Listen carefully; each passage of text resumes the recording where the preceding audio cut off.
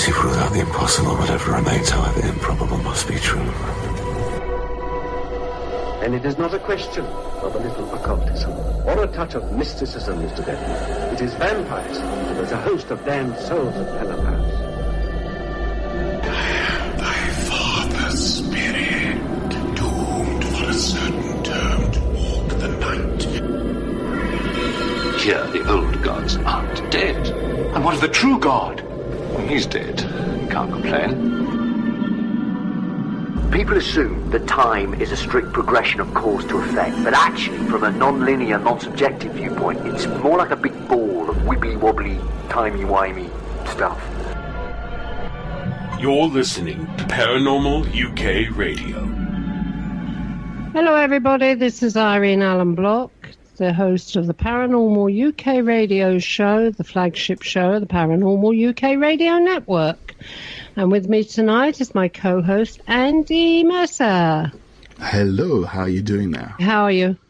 I am very good indeed, actually. It's an interesting day today. It's gone from very bright sunshine this morning, which is wonderful, to cloudy this afternoon. And now we're getting just a little touch of snow. It's not settling. It's all turning to mush on the road, so the road's very wet. But yes, it's been quite a change of weather. But otherwise, I've been good. Nice busy day with work. I've kept it inside and nice and warm and cosy. So it's all good, really. Yeah. Well, here it's been pouring down for 2 days, non-stop. The sun did come out for 5 minutes earlier on, and I thought to myself, do I go and get the flip-flops and the bikini now? No, but no sign of snow, but it's freezing. It certainly is cold. It was. It's quite funny to think about it. We've gone through the whole of December, really, and most of January has been reasonably mild. Then just at the end, it suddenly gets really cold again. But hopefully it won't last. So, I mean, the weather forecast says it shouldn't do. But yeah, it's not a big fan of snow. My road gets a bit sort of jammed up. They don't grit it, so it's not easy to get out of my area when it snows, and it means people can't get to me, which is a bit annoying. Yeah, but the snow normally comes about February, doesn't it? Yeah. Well, last year it came December, January, and February, and March. Well, you know, Wales is absolutely renowned for snow and rain. Yes. We have not had snow down here worth talking about, not more than a sprinkling that just melts in the last, where I am anyway, 6, 7 years, maybe 8. No, blimey. Since we had snow. No. Blimey. I've been moaning about it for the last few years because I've got a sledge out there to go and play with the dogs in the garden. You know, stick Gertie on the sledge and push her down the hill. And it's just not snowed. It literally has not snowed, but it snowed last year everywhere else in Britain, but my village did not get it. Good grief, no, a fair bit here. I mean, down in the southeast, it usually stays reasonably okay, but no, we got a lot here. I'll tell you a funny story. Got a minute for this. This is obviously not paranormal, but it's an interesting thing. I've got an old friend of mine, university days. He was doing his degree in geography, and his final year dissertation was on weather forecasting, so he knows a lot about the weather. And he told me last year that the snow we got, that was really quite thick and heavy, was a different kind of snow to what we normally get. And I thought, oh, yeah. yeah. Usual British rather thinking different kind of snow, but no, apparently it's true.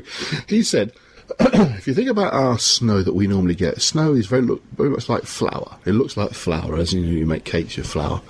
It's usually kind of a bit damp with a bit of water in it, so it sticks together. You make snowballs, you can make snow and that kind of stuff. That's the kind of snow we normally get, slightly damp. But last year's snow was like bone dry flour. So it wouldn't stick together. You couldn't make snowmen out of it. People couldn't make snowballs. It wouldn't stick because like it was so artificial snow. Almost like it, yeah. But it was, basically, yeah. But what it was ultra cold snow that come from Siberia. And we don't usually get it from there. We get it from the North Atlantic. Yeah. It comes over us and drops down over us from there. But that's why it's often wet, because it's still got some sort of moisture to it. But the snow we had last year came from the east. Remember the beast from the east? What they called it. Well, the beast from the east that all you lot had, but I didn't. Yeah, except you had a big wall in the way.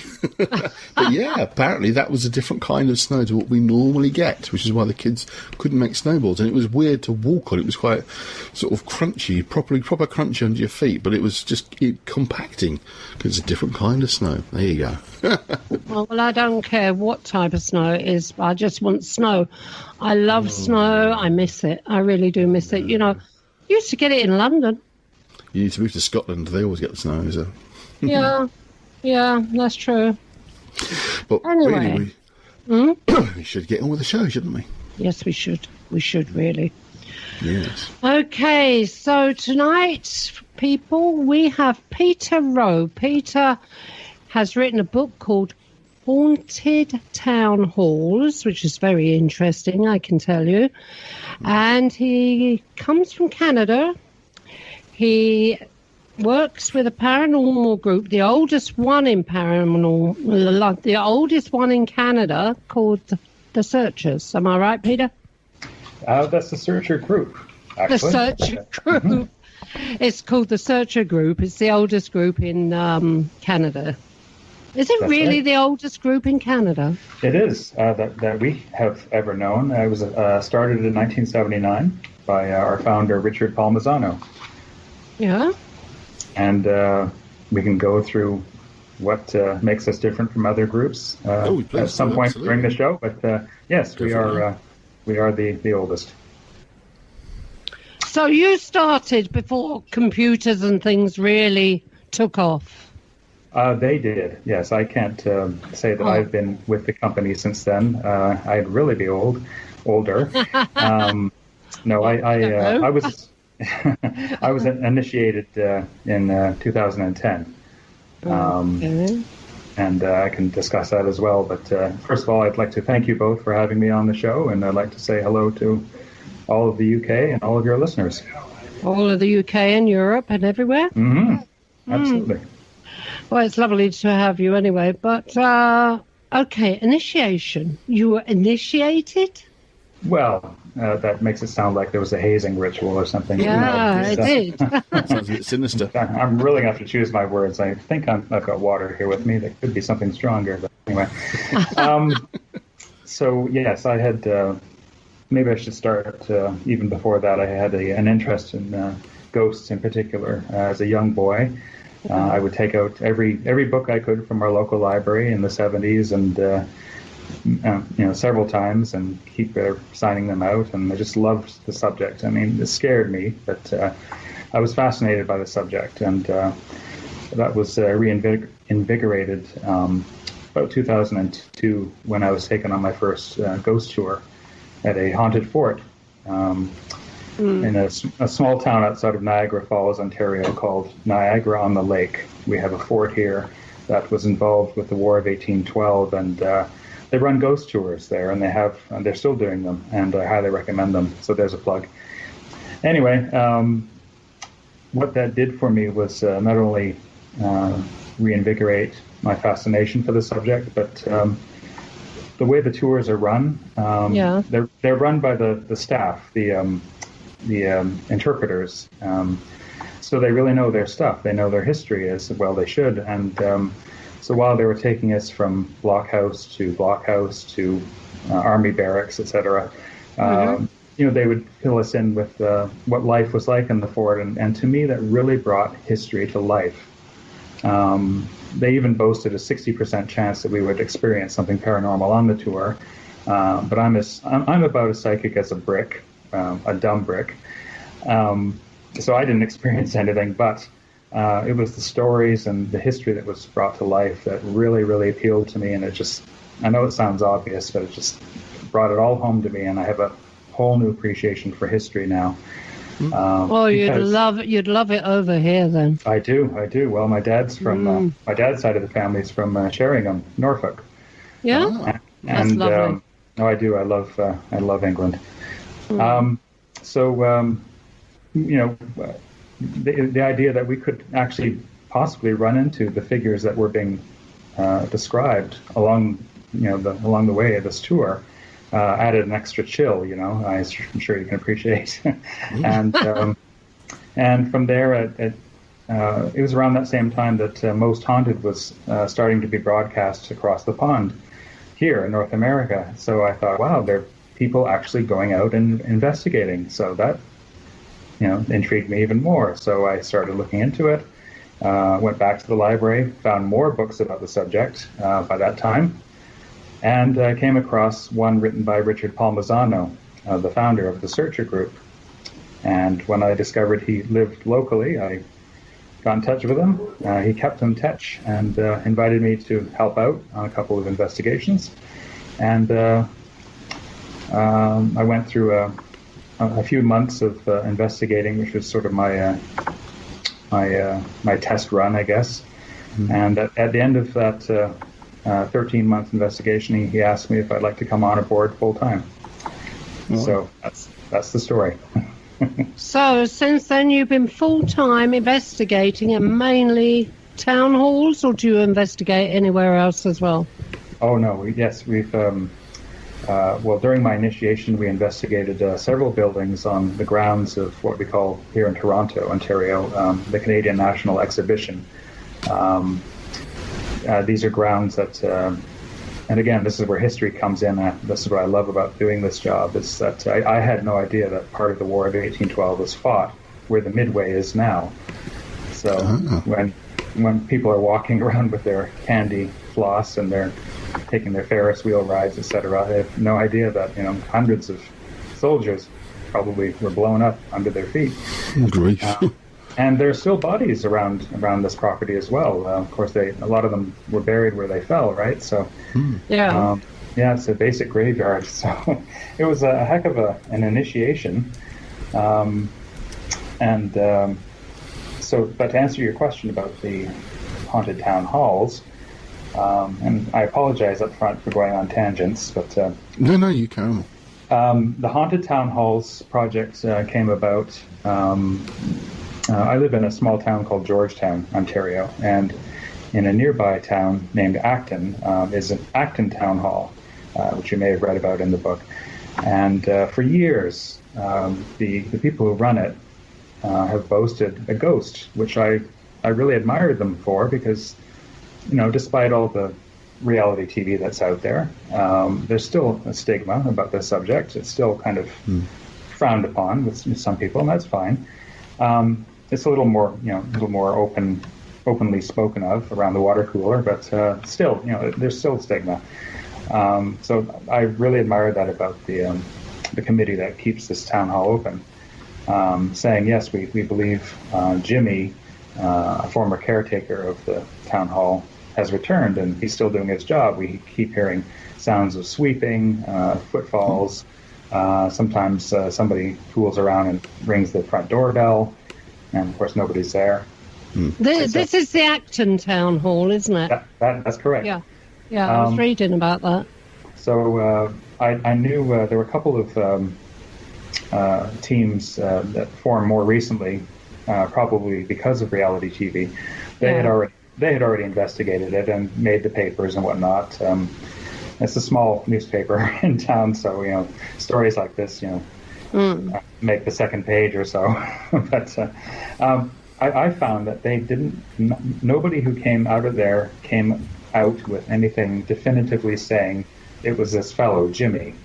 They came back saying, "Oh, well, we heard some whispers, but we didn't know who it was.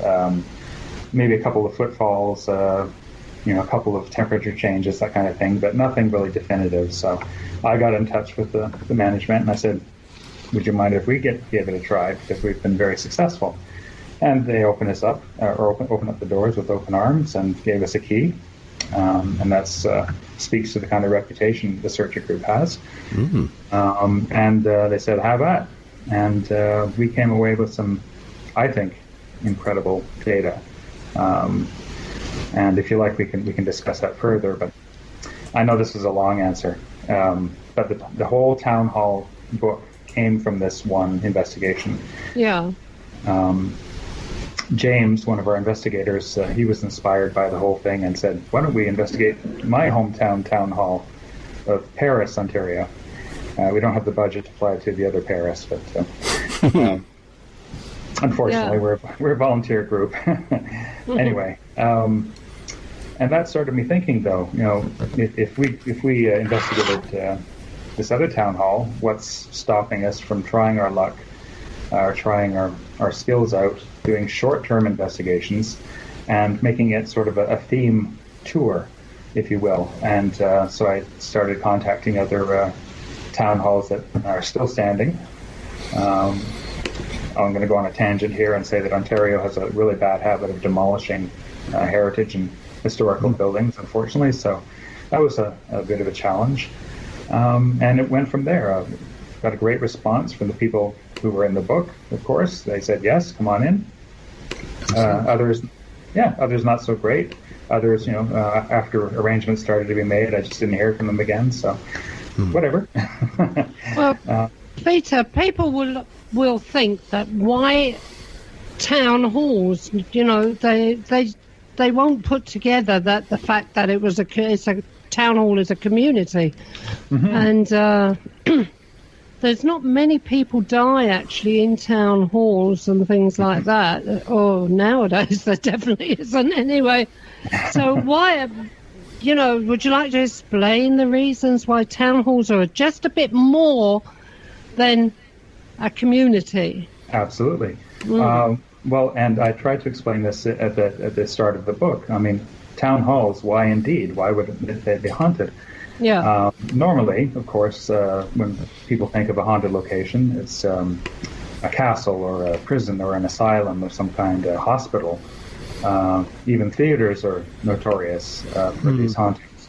Places where extremes in human emotion have been played out and I don't want to say recorded by the atmosphere, but possibly.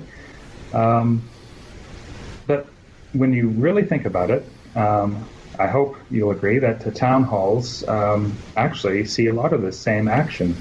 A lot of these places here in Ontario, anyway, they housed courthouses, jails. We have one outside of town that had a gallows as well. We weren't fortunate enough to get in there, but that's very haunted, apparently. And many of these town halls, as you'll see in the book, also play host to theaters as well. So you have that, the good old actors coming back to tread the boards forever. Yeah. So, I understand that.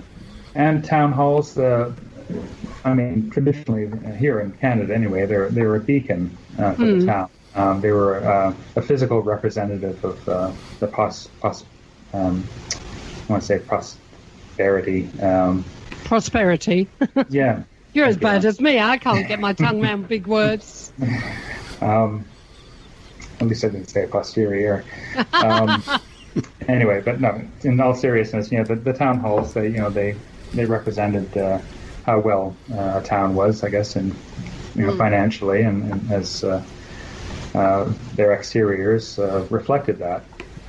And a lot of people would convene at town halls. They have dances. There were marketplaces, for instance. So a lot of human activity, and therefore a lot of emotion. Yeah, the majority of them go back to the Victorian times, don't they? Absolutely. It's like the town halls over here. Big buildings. Yes. Very ornate, and the odd statue stuck here and there of the latest mayor and one thing or another. But, yeah, I should imagine a few of them over here are haunted as well. Yeah. It's a very haunted island. I would love to tour your island. Yeah. Well, I tell you what, just down the road from me, we've got a castle. It's not that far away, called Clonstefan, and I've picked up several things in there. Not meaning to. I haven't gone there as an investigation. I've gone there with the grandchildren, taken family photographs, and the things that come out in the actual photographs is absolutely amazing, But you can't turn around here because I'm in Wales. I'm in Wales at the moment. I moved from London to Wales to get a bit of peace, but you can't turn around here without bumping into a castle. No, so, yeah, they're literally everywhere. And you'd love it. You would love it. Castles, manor houses, mansions, the lot of palaces, There's not much around my way. No. I live on the, Chippy, haven't you? well, yeah, there's that. I live on the edge of a rather new town that was built. It's actually 70 years old this year, so there's not a lot here, unfortunately. It was a post-World War II town that grew up. A lot of the East London was badly bombed, you probably know, in the Second World War. And some new towns were built, and I live in one of those. And where I live now was a field for centuries before I lived here, so in the 90s. Now it's built, so it's not every. Never know, Andy. There may have been a roundhouse on that field. Trust me, there's nothing here. I've done more than enough digging around to find out there's any history. There was no Roman ruins, no. Oh, God, no, it's all mud. Well, maybe you haven't done anything to provoke anything, so. Well, there is, on top of the hill here, there used to be a hall which was demolished about 1909.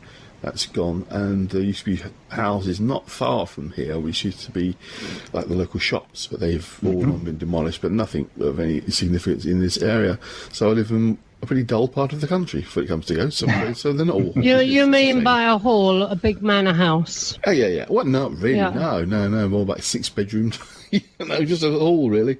Nothing special, and that's it. But no, it's very much rural land. But there is a building not far from here where I live, which actually is very haunted, and I've often talked about my first experience there. But yeah, I mean, it's. I'm sure there's probably some places that are going to be interesting for you to visit, but not where I live. Oh, I see. Yeah, Canada, so you have to come to me. You have to come to me. Well, our town hall was built in the 1990s, so that's definitely not going to be haunted. Well, mine was started in 18-something. Although I do have a church. And mine is haunted.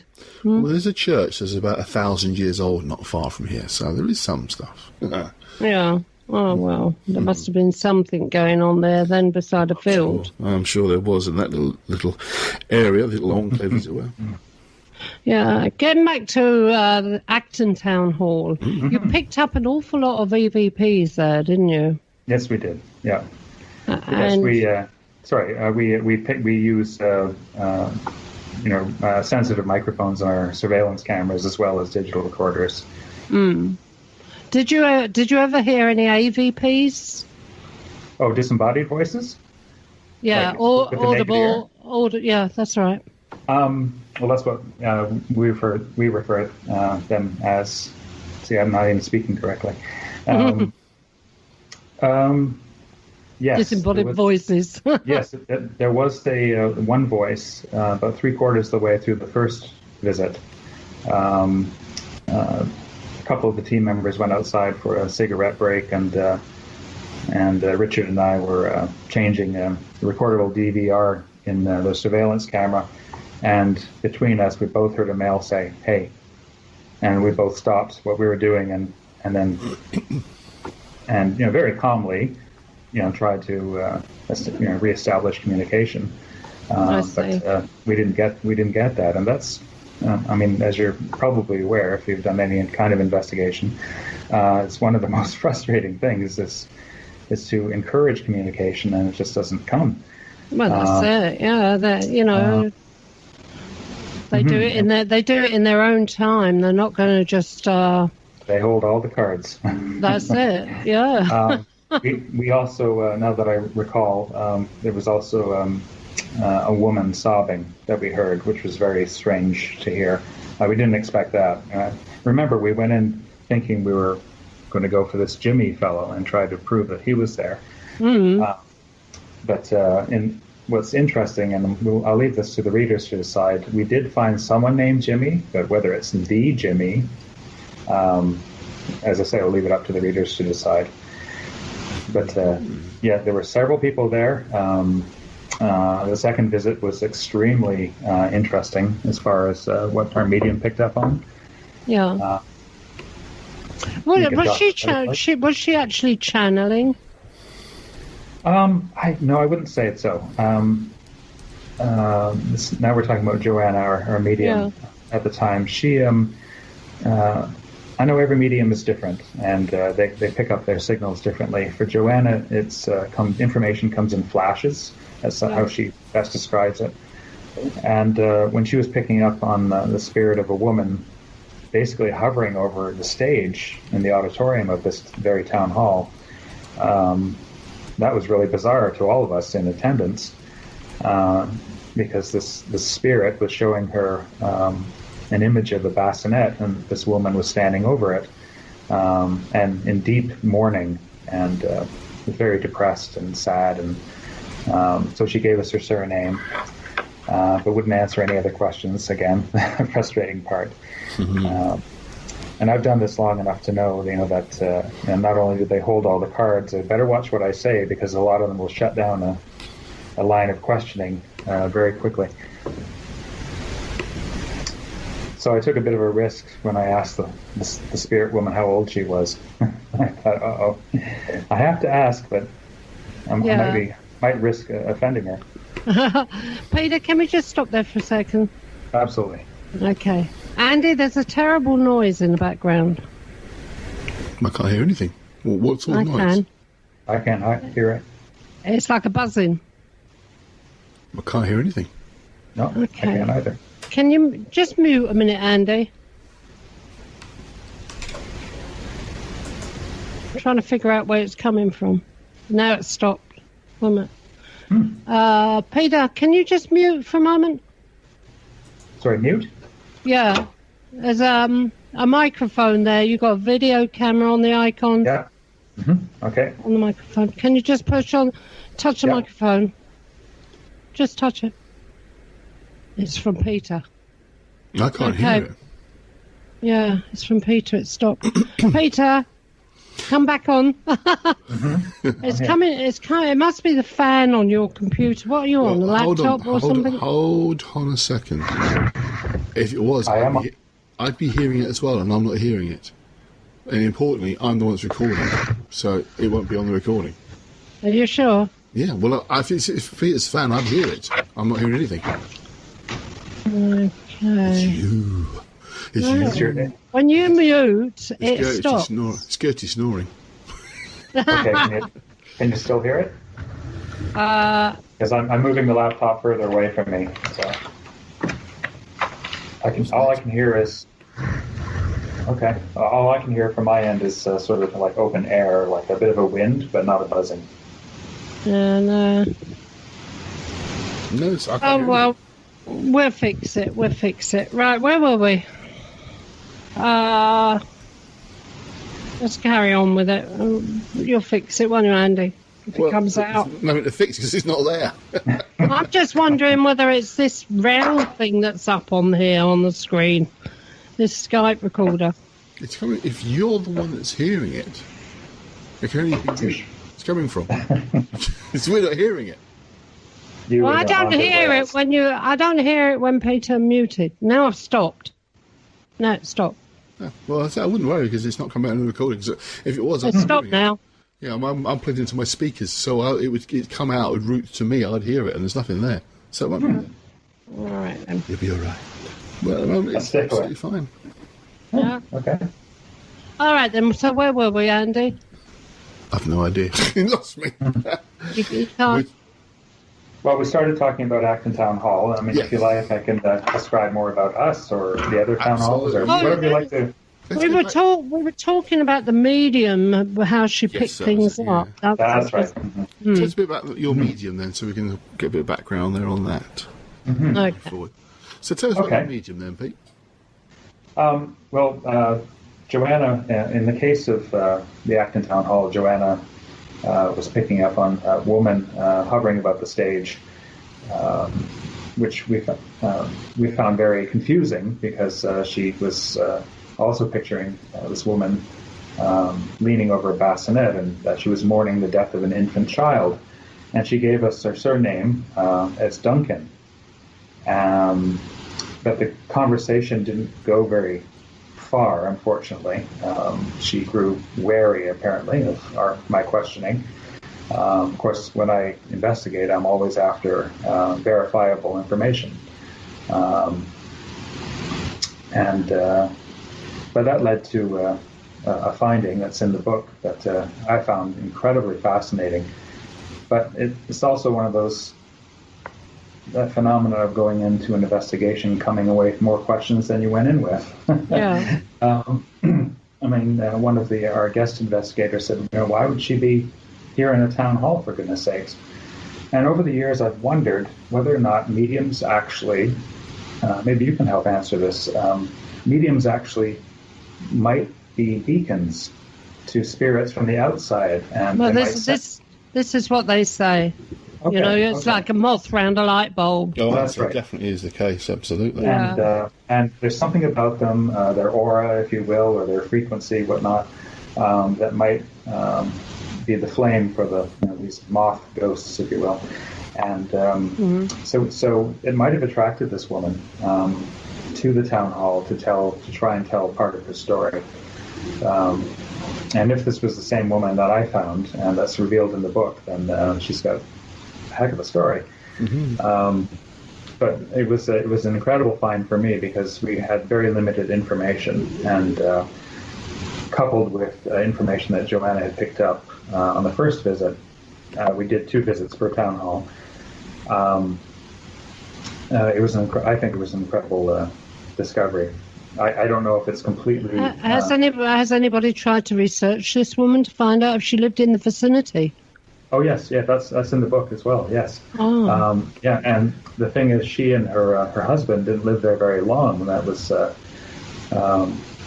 that made it a little more difficult to sort of pick up the trail because shortly after her husband was a grocer in 1887, I believe, 1886, and they'd moved there with their young child. The child passed away at less than 6 months old.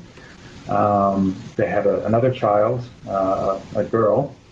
The first child was a boy. The second child was a girl, and 6 months after she was born, the husband died. Yeah. And not having a whole heck of a lot of luck there, but and shortly after he passed away, and he was buried with his infant son. She closed the grocery, sold all the stock, and moved away to a completely different area here in Ontario. But in all the newspaper clips that I found regarding Mr. Duncan, she was always Mrs. Duncan. And there was no women weren't given, their full names weren't usually divulged. So it's hard really to find anybody. Yeah, that's right. So anyway, long story short, thanks to Ancestry.com or .ca here in Canada, I was able to trace not only where Mrs. Duncan went after Acton, but back in time to when their son was born in another town, and that's where we got her full name, and it matched the initials that Joanna picked up on our first visit, and that just blew me away. How could she know that? No medium is perfect, and I think I say that in the book. We found, and maybe you can relate to this, but we found that names and dates are particularly hard pieces of information for a medium. Absolutely. Well, that's correct, yeah, and it's very.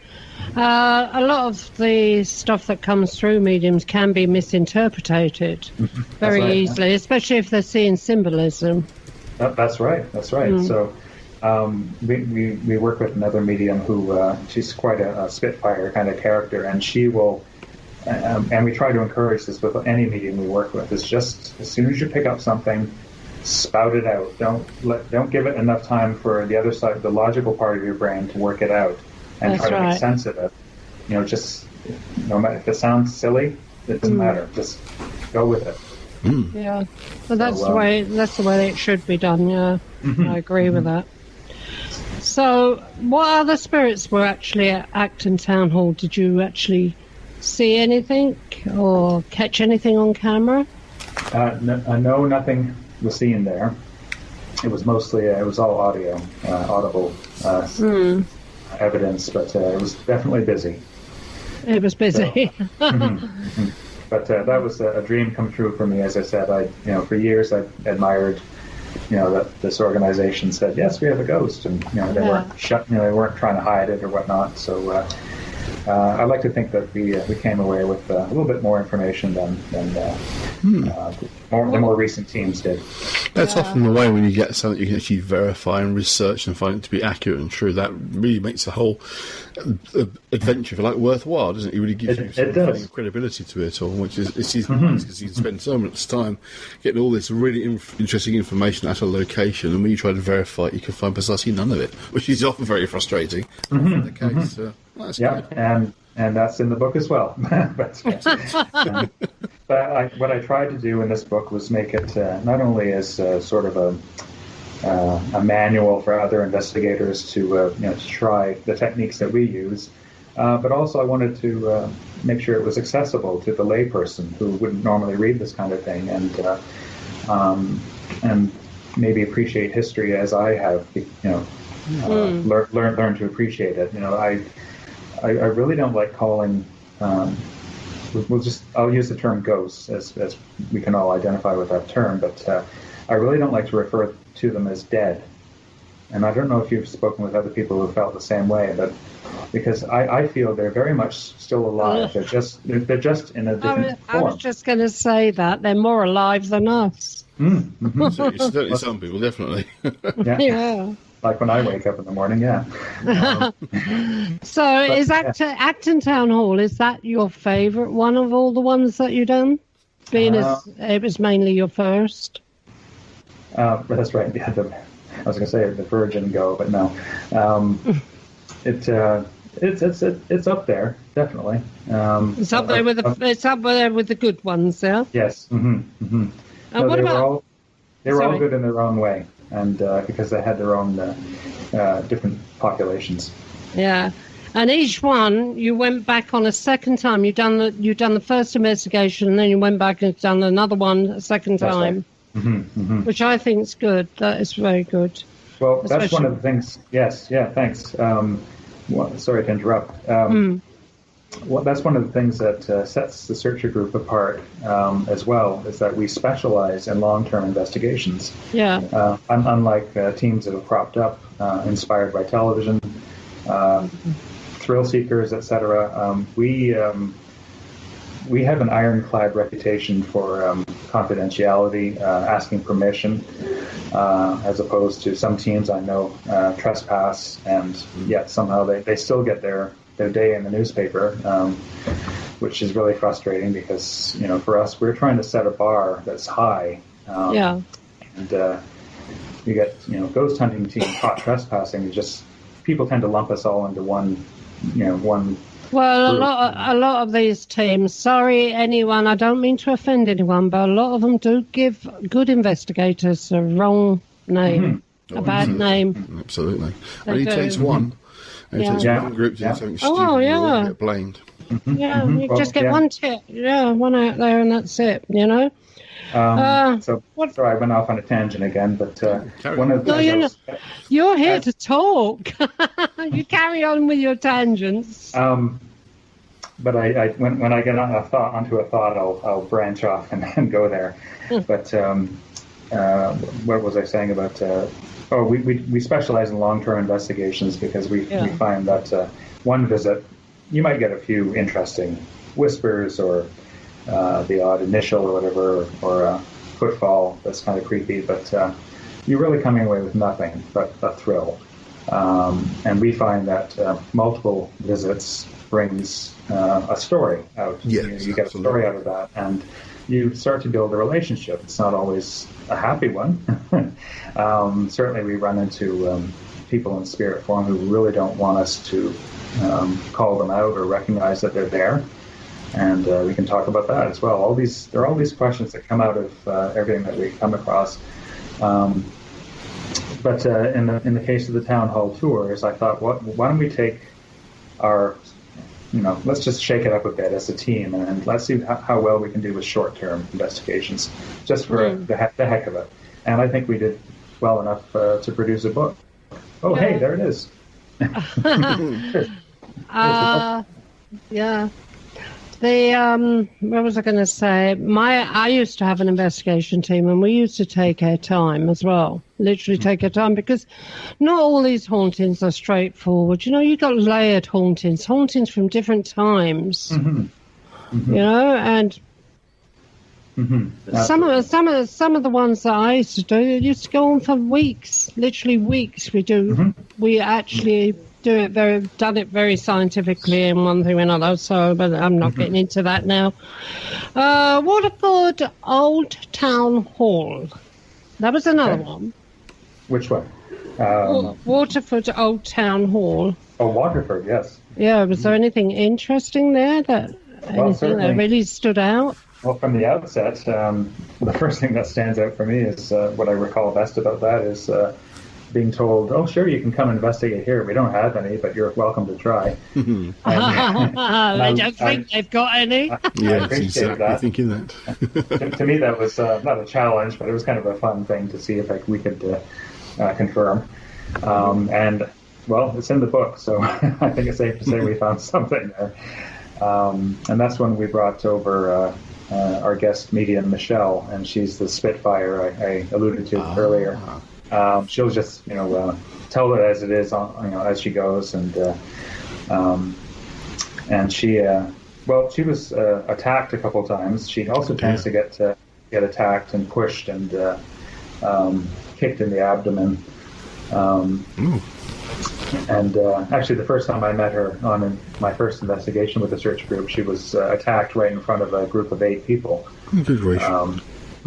A different story, different interview altogether, I'm sure. But Michelle was fantastic.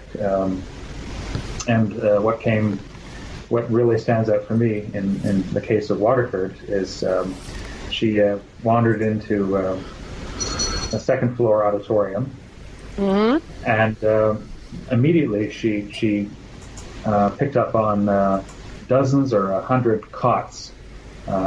Bedding on the floor, which was kind of odd, and but it was neither here nor there. It was just an interesting observation. And then she carried on and said that there's a fellow here sitting here with a cat. The cat can perceive us, but he can't, and he's petting the cat. And then she pet this cat that nobody else could see, and then she sneezed because she's allergic to cats. I had no sympathy for her for doing that. I was like, served you right. But by the end of the investigation, the whole idea of these cots sort of came up when I gave our notes to the local historian, and she said she pointed me to an article in the local paper. I can't remember the date offhand, but it was I think in the late 1800s or something, and there was a reunion going on in the town. And in the 5th column, in tiny, tiny print, there was a little notice that said 100 cots would be donated by Mr. Babcock of a nearby town. Oh. And it was this piece, it was this obscure sounding piece that, just made me, I already admired Michelle as it was, but for her to pick up on some obscure piece of trivia just made me admire her abilities all the more. So where she actually saw them, more than likely, was where they were stored at the time they were donated. I tell you one thing, I like what you've said. You worked with a historian. Now, that's another thing that my teams used to always do. We worked with historians, we worked with librarians. Yes. In different towns and things. And I think that in an investigation is really marvellous, because you learn so much, not only about the actual building that you are investigating, but the area. Absolutely. Yeah. I agreed. We have a 3-part system when we investigate. Before we call anything proof, per se, we'll take, and I think I discussed this at the beginning of the book when I outlined what a normal standard searcher group investigation looks like. Yeah. We'll go in the first time, no mediums if we can help it. The town hall tour was different because it was short term, so a medium went in immediately.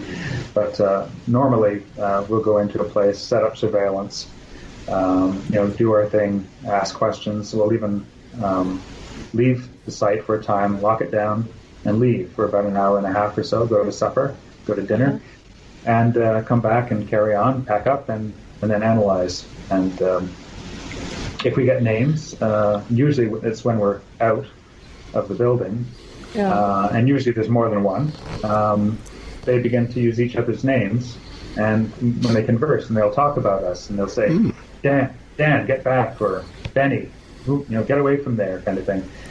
And of course, when we play them back, we're like, okay, we've got a Dan, we've got a Benny, kind of thing. And so we use those names going into the next investigation and try to call them out. And a lot of them say, oh, crap, they hurt us. But it is funny. But the usual one that you usually get is "get out." Oh yeah, that's a big one. And curse words. Yeah. So we'll bring a medium in maybe after the second or third time and not tell them a thing. Ideally, we won't tell them which building they're even coming to, just to eliminate. And we trust them, but for outsiders looking in, just a little extra.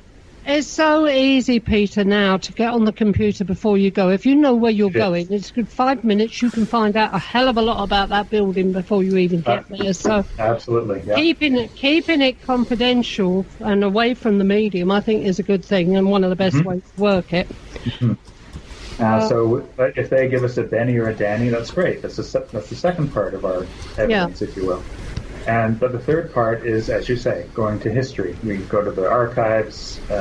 People live in the neighborhood, Legion or whatnot, former tenants, etc. And if we can connect, someone to the names that we picked up, then that's when we come forward and say, look, how can you put that in front of a skeptic and they'll say, oh, that's a coincidence. But is it? Yeah. So that's how we operate, and we try to do it as scientifically as possible, science-based as possible. But as you're aware, doing this, bringing the science lab into the field is very, very difficult. Okay. Well, another thing, besides wanting to know what you actually picked up at Waterford, besides the cots at the Waterford Old Town Hall, what I wanted to ask you was, when you find out that there is a spirit there left behind or walking the place or one thing or another, do your mediums try to clear that spirit, or do you leave it as it is? We do. We do leave it. Good. I think children are an exception because most of the time they seem to be confused and hurt and lost and in some kind of distress. But we didn't find any children on this tour. Yeah, there's so many questions I've got on this. Do I have time to share how we our attitude about clearing before we take a break? Okay, go on then. And I think I mentioned this in the book. We're not huge believers in clearings, and the reason for that is we believe that spirits are there for a reason. And we have no place playing God, if you will, and sending them away, especially if they're not harming, the living. We're more mediators, if you will. So if there is a problem and somebody calls us and says, oh my goodness, there's noises in the attic, and they're not animals or rats or whatnot, and it's likely paranormal, we try to find a happy medium, if you will, no pun intended. And try to resolve the issue, because they have to live in the same space, and usually they'll listen. A lot of spirits just want to be heard. They want you to know that they're there. They let's say they love this house because they built it, put their blood, sweat, and tears into building it, and they have an attachment to it, and they might object to the new shag carpet that was installed. It's not only that, but the way I see it is, can you imagine what it must be like for this spirit wanting to let somebody know that it's still there, that they're still going about their daily business, and everything they try to do is falling on deaf ears, or it's like trying to communicate with somebody that can't see you, they can't hear you, and it must be so frustrating. It's no wonder sometimes they do a bit of banging around. Absolutely. Yeah, so they're there for a reason, and it's not our place to send them away, I feel, or we feel as a team. Richard Palmisano, our founder, has likened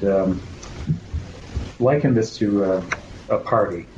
Say you come home late at night and your kid's having a party, and everybody's busting the place up and having a grand old time, and of course you're absolutely upset, and you say, "Everybody out!"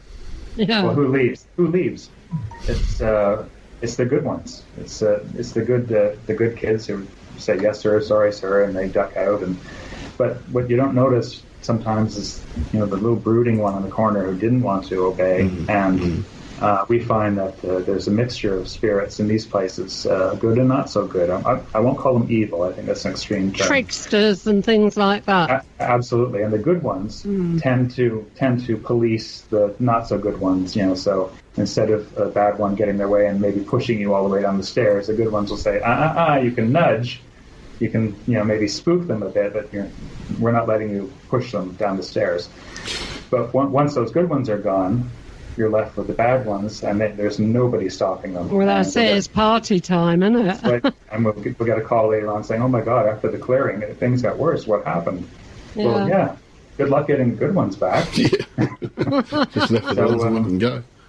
So that's something to think about, I think, and pass on. Waterford Old Town Hall. What was there besides the cots?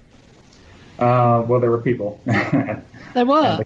And the cat. Oh yeah, definitely. There was there were people on the ground floor. There was somebody. I think I stressed in that chapter that not only are spirits social, and some of them are able to perceive each other, but there are also hierarchies that also follow into the afterlife, if you will.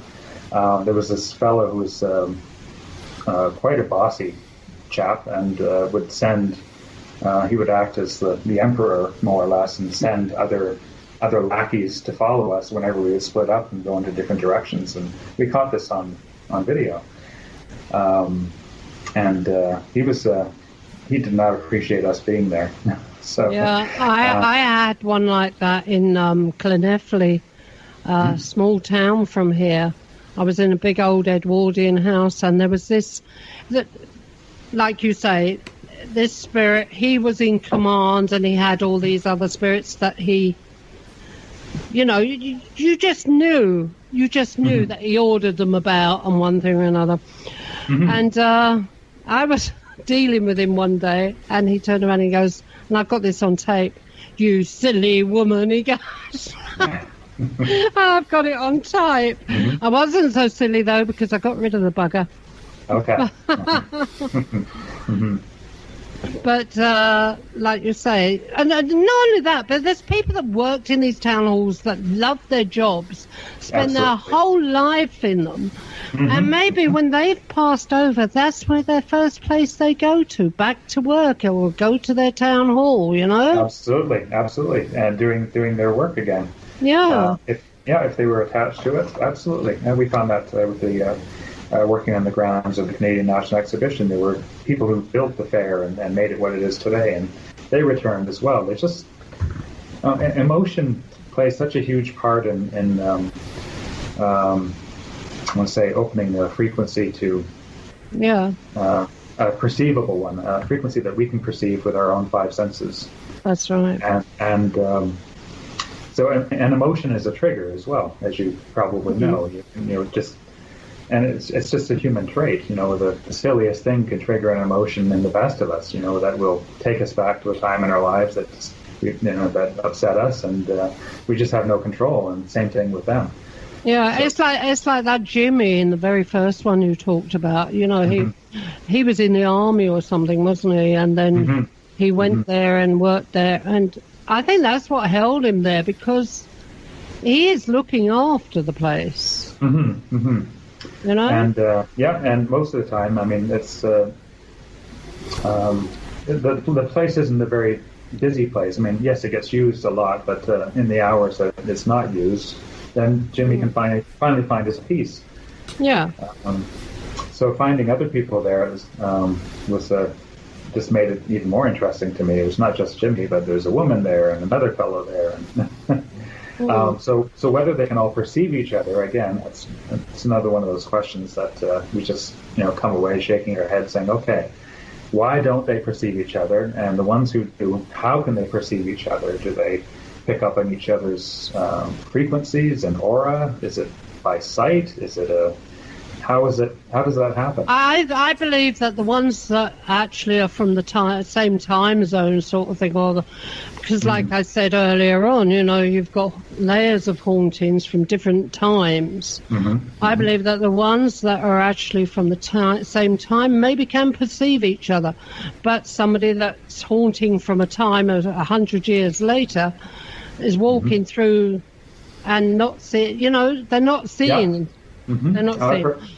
We've heard that as well. But and that's why we've also come across spirits that have modern day spirits have educated the ones that had passed away years before and had brought them up to date and to speed on technology. So that is possible as well. So we could go on forever about this. What about what I call astral critters? Things that energies that are not and have never actually lived on the Earth plane. We come across any of that? Not on the Town Hall tour, but in Richard's last book. Richard has written 5 books before this Town Hall tour. This is my debut. And so the 6th book in our library. And but in our 5th book, Meeting Place of the Dead, that was one investigation we had to leave because of these critters. Yeah. We encountered them. We had 3 separate mediums on different occasions say, I'm picking up on these short gray creatures. They're trying to look like children, which was a huge warning flag for us. And I won't, waste any more time talking too much about that. But let's just say everyone on the team was visited in their homes at separate times, and we had to conclude that investigation after about 1.5 years because it was just getting too dangerous. Yeah, people starting to get hurt. Yeah, they are a bit of trick. They are tricksters in a certain, and they will appear as children to get your sympathy. Yeah. And once they got your sympathy, then they've got you. So, but there's always, like they say, or always I've been told, there's always something missing. They can't quite make it, Maybe there's a finger missing or something, or the eyeball's in the wrong place or something like that. So that's, and plus, as a medium, these different energies, you can feel the actual energy. You can feel whether it's human spirit. You can feel whether... I've got one that runs around in my kitchen, this little black thing, and every now and then it'll scoot straight over into the corner and straight through the wall. Have you seen it? Yeah. I saw it quite a lot when I first moved in. I thought it was a ghost of a cat. Can I ask you if you've seen it straight on or in your periphery? No, straight on. Okay. And again, I am a bit different to the majority of people. Okay. I see spirits walking around. I don't just see it like a lot of mediums through EVP. I don't deal with it through that sort of thing. It's like I can walk out here now, walk down the road, and if one past me, I see it. By the energy that you're giving off that it's not alive. Interesting. I walked around supermarkets and watched them. Wow. I hope you're not shopping. No, I gave up years ago because I went through different stages. I was a medium, I was a trance medium. I'd done all of that, and then, but I believe that they were stages of learning that I had to go through to get to where I am now. And where am I now? Sure. A bloody radio host. Well, I'm really interested that you can see these things straight on, as most people tend to see these things through their peripheral vision. Yeah, no, I've been like it since, oh God, I remember 3 years old, 4 years old when I was born in a village, and playing in the outside my mother's house with the children from the village, and seeing this little boy standing there, pre-war clothes, or around about 1940s clothes and things. Yeah. It was socks and one thing and another. Yeah. And I kept on at him to come and join us and play with us, but he would just stand and stare. So I remember telling the other kids, "Go and get him. Tell him he can come and play with us." And they just looked at me as if I was a nana. Right. Yeah. Yeah, that's a common story for a lot of people, with abilities. Okay. There's some weird stuff going on here, Andy. Well, it's all recorded. Well, If I can use it over. well, the computer, the desktop that I'm sitting working, doing the show from, has just rang my tablet. Oh. Did you answer it? And I'm nowhere near the keyboard. You should answer it and say hello. Yes. I did. That's why you went on to hold. Oh, okay. Yeah. You might have recorded some EVP. We had that on an investigation once. Very, very strange, with a mobile phone that rang itself. Well, that's what this has just done. And it showed the number that had dialed it was its own number, which technically is impossible. Wow, that's amazing. Part of our investigation team, it's the only time it ever happened to her phone. Never happened before or since, but just on that one occasion, on what we knew to be a very haunted location, that had dialed, it was itself, which it's not supposed to be able to do. So, yes, all rather strange. Oh, yeah. Yeah, no, ghosts like to play with our modern-day toys. What does this do? What would your strangest experience be then, Peter? Overall, or on the town hall tour? Both. Go for both. Town hall tour first, and overall.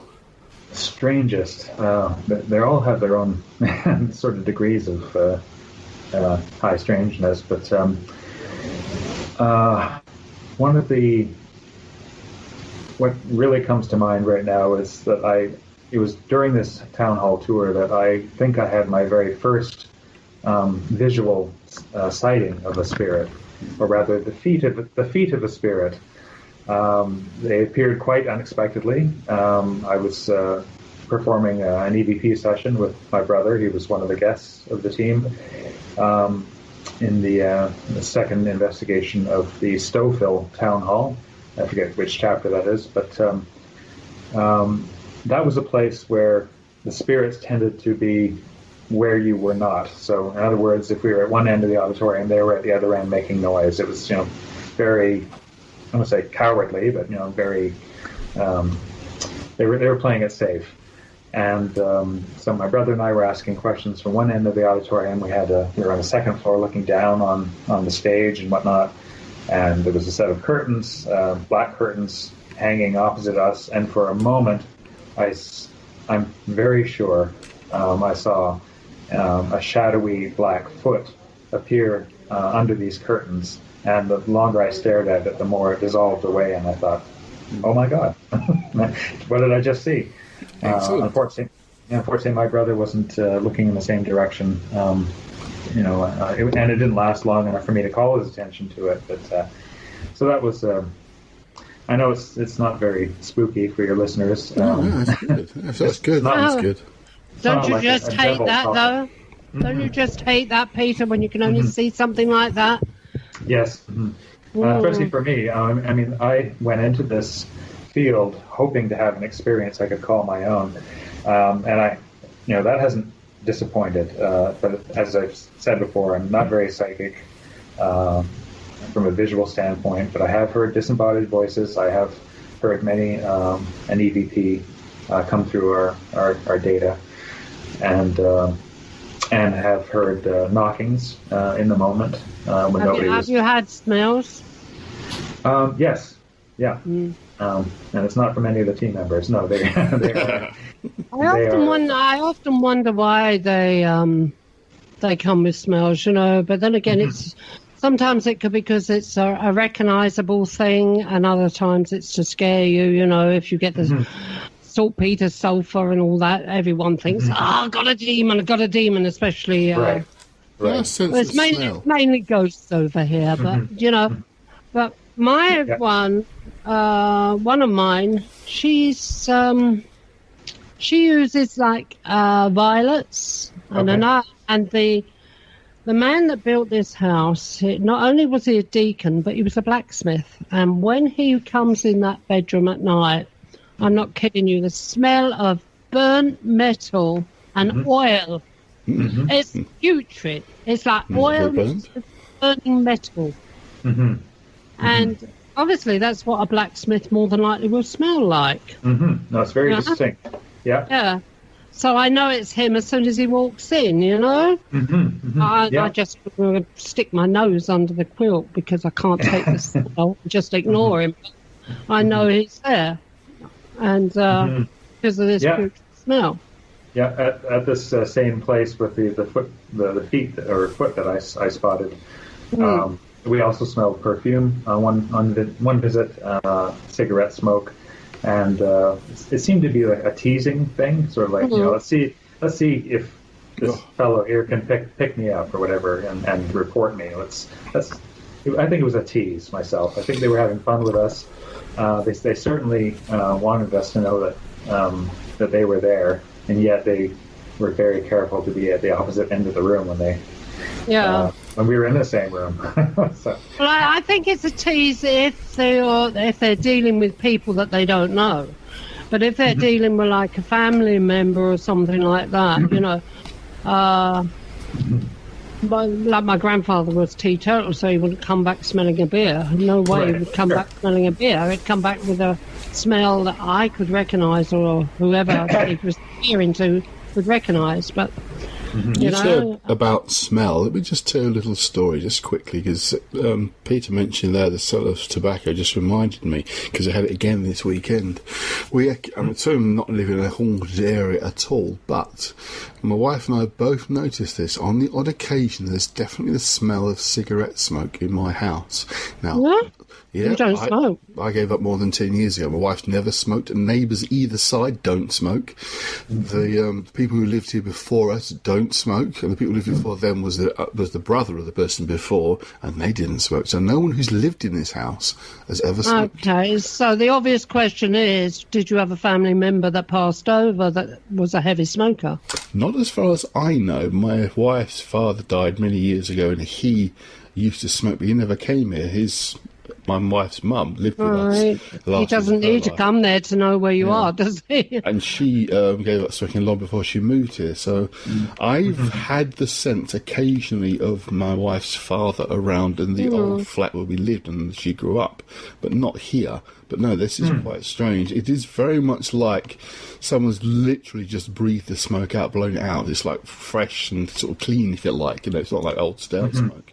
But it happened again at the weekend. And it's just very odd. It is an odd thing because, I say, as far as we know, I say both neighbours either side don't smoke. The only person who did was a neighbour on one side who died about 5 years ago. He didn't die in the house. He moved away and died after he moved, unfortunately. But he was quite a heavy smoker. But he was very much a roll-up smoker, where this is clearly the smell of a tailor-made cigarette. I mean, I've smoked both in my time, so I knew the difference in the smell. So it just reminded me that it happened again at the weekend, which is quite strange. It sounds like you've got a guest. Indeed, not I mind in the slightest, but it's often the thing, we don't tend to take a lot of notice of our sense of smell, because we are visually orientated humans, because we are fundamentally predators, so we're forward looking, so we tend to take monitor of what we see than anything else, but particularly of course on ghost investigations, because we lose our primary sense, because often we do these things in the dark or semi-dark. So all the other senses kick in. Exactly, we rely more on the other senses, but we certainly rely on the sense of sound, of hearing on ghost investigations, but we tend to not be so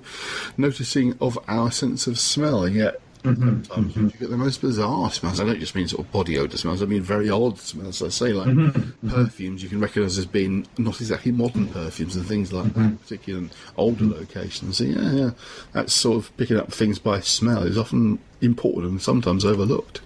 Now, Andy, you were saying your house is built where there was a field?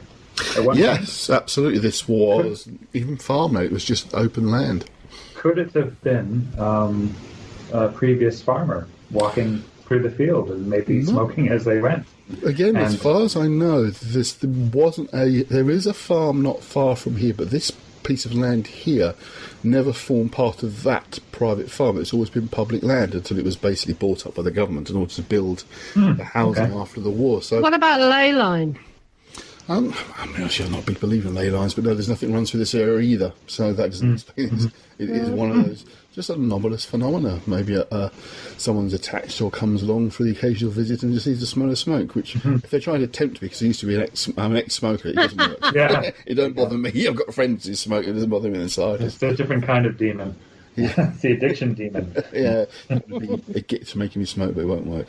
But no, I've asked questions. I've given you any other signs or evidence of your presence. I've done the mediumship stuff in the past. I don't do it now, but I have done. But apart from that smell, and a couple of times we've had things have moved, which are definitely strange, that we can't really explain. Not just been forgotten about. There's only two of us live here. My wife and I haven't got kids or anything, so we know if one of us had moved something, and it's definitely moved, and neither of us have touched it. But it is that smell of smoke every sort of couple of months, 3 or 4 months or so. It crops up, and I say it happened at the weekend.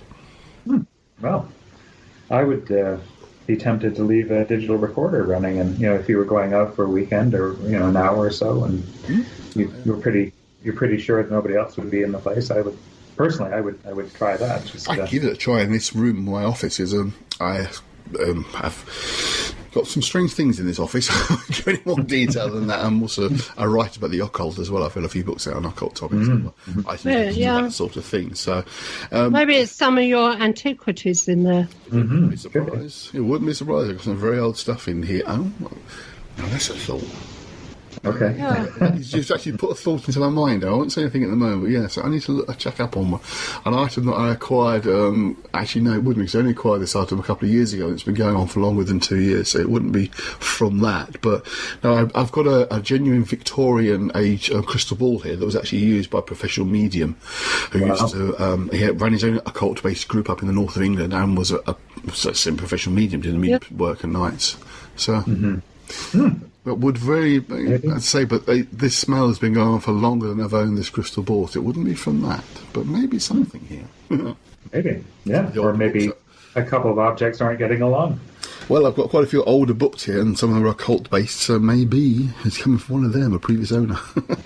All right, so then now getting back to you, Peter. Okay. Oh, who, me? Okay. Yeah. I can't pronounce this, Leibovich Centre for Arts and Entertainment. Now, that's obviously not a town hall, is it? Well, not now. I know. It was. Was it once? Originally. Oh, of course. So this was a building that was converted into an entertainment complex that's still running today. Very successful, very popular. The manager... this is the same place, the Stouffville Town Hall that I was talking about, that had a lot of footfall-related phenomenon. Holy alliteration. The employees there would not complain, but report many footfalls walking across the auditorium floor.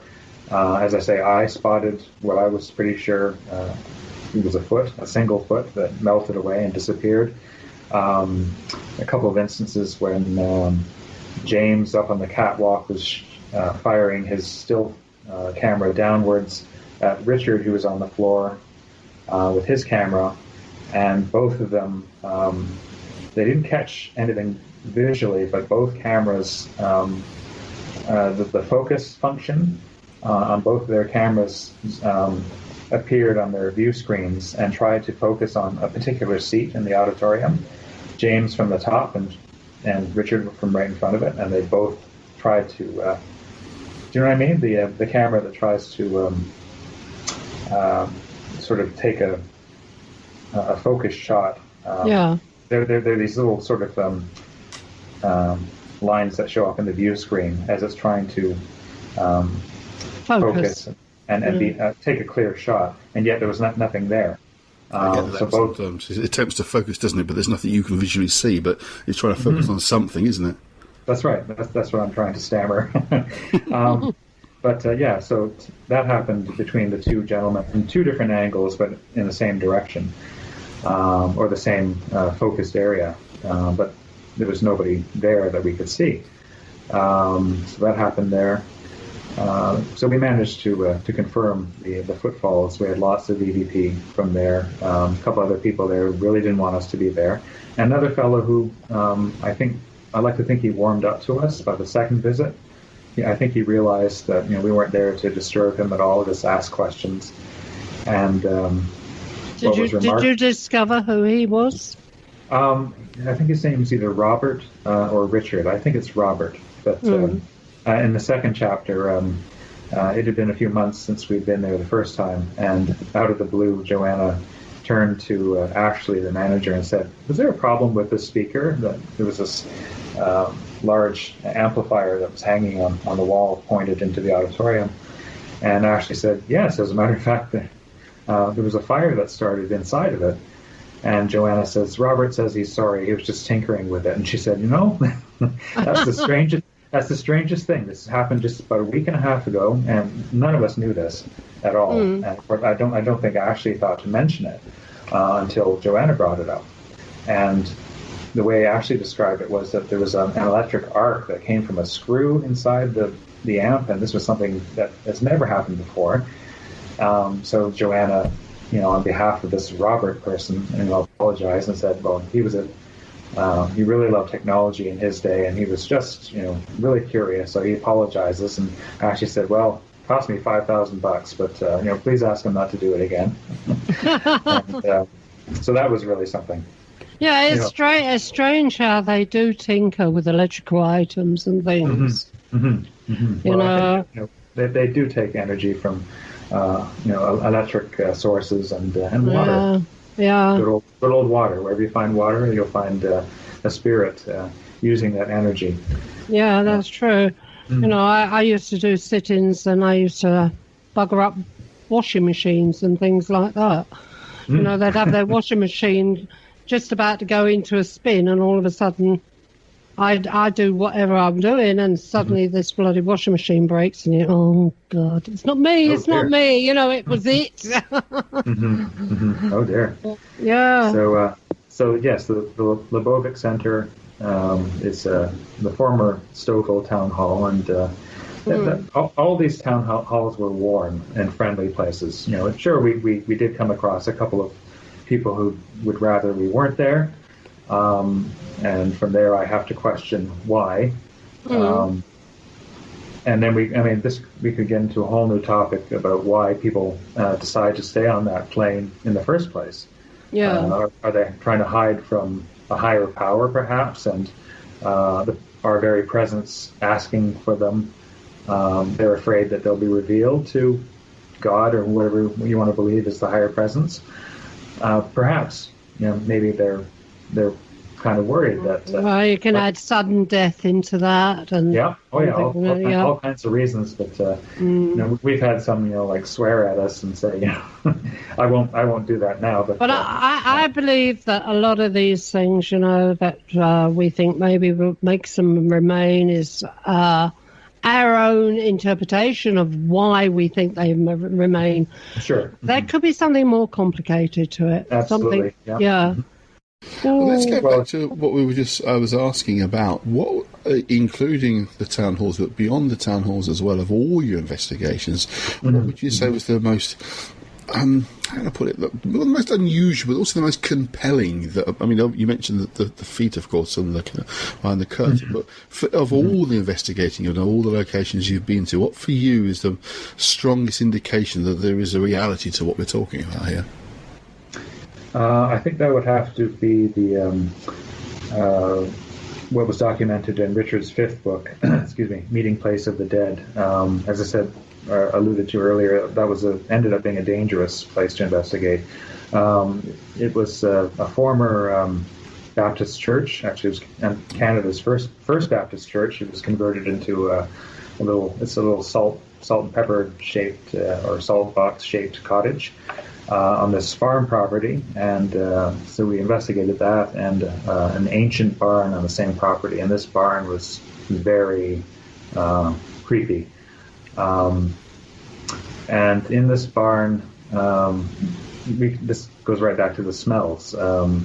James, our investigator, James, was in the basement of this barn in not a crawl space, but it was a dirt floor basement, and he smelled fresh vomit at one point, which is another bad sign. Nobody else could smell it, but that was pretty gross. And in the loft of this barn, Richard's brother Paul, another senior investigator, he took a phenomenal photo. Didn't realize he'd taken it until he came back down to the ground floor and started reviewing his pictures. So even though I didn't experience that, I was there when he took that photo, and it's in the book. It's basically a fellow who reminded me of a very young Michael Palin, who literally stuck his face into the lens of the camera for a few seconds. And if you can see this photo, I'd really love to send you a color version of that if I could. But if you can. This place is still under investigation. We're sort of doing it from afar. But if somebody in that little hamlet could identify this fellow, we should have something astounding as far as proof. It's an incredible photo, and as I said, Paul didn't realize he'd taken it until he had returned to the ground floor and reviewed his photos and said, "Who the heck is this guy?" Wow.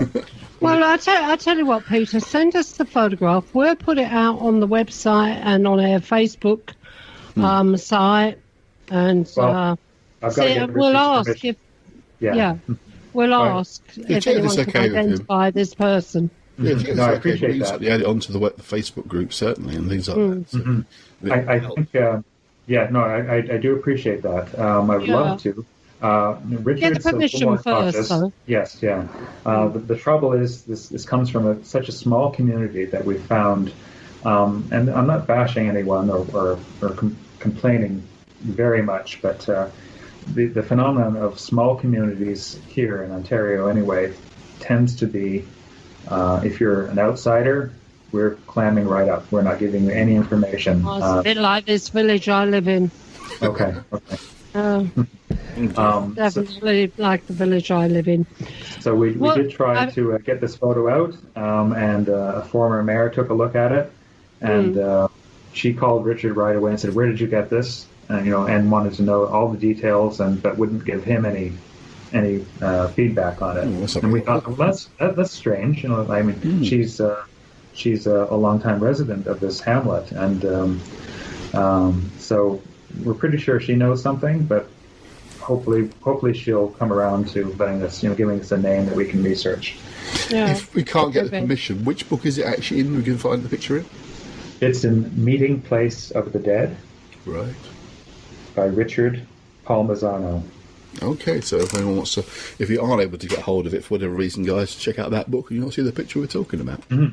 Yeah, it's black and white in the book, but it was phenomenal. Paul just stood at the top of the loft ladder and he was shooting from right to left, firing a panoramic set of photos, and going across this. It was more or less an empty loft. There was a few piles of straw on one end, a rusty bucket, laying around the other side, kind of thing. Nothing up there, and we captured this fellow. So, well, let's hope somebody can let you know who it is, and you get the identification of this person, because that would be interesting. You actually maybe one of the very first real pieces of very good evidence. I've got a photograph of my ghost as well. But that's another story. I got a new camera, didn't I? Yeah. And I was in here. I was playing with it on my own, and I went outside and took photographs of the house from the outside. And he was looking out the bedroom window. And it's the man Herbert Morgan, who actually built the house. Oh, wow. And I've got a photograph that's also when I bought the house. people that I bought the house from, the house had been empty for 5 years. Now I know why. They handed me an old sepia black and white sepia photograph of Herbert, his wife, and Annie. They're my 3 ghosts, and it's the same man that's in the photographs that I took in the window. Mm-hmm. But Fabulous. yeah, I don't do nothing with it, because I don't want people coming around sightseeing around my house. Sure. Anyway, what I've remembered what I wanted to say to you. Okay. I've actually remembered it now. Now, these town halls and everything are built in communities that were once not communities. Do you ever pick up on any Native American Indians? We do. And I think what you might be referring to is the Caledon Town Hall. We picked up something very, very strange there.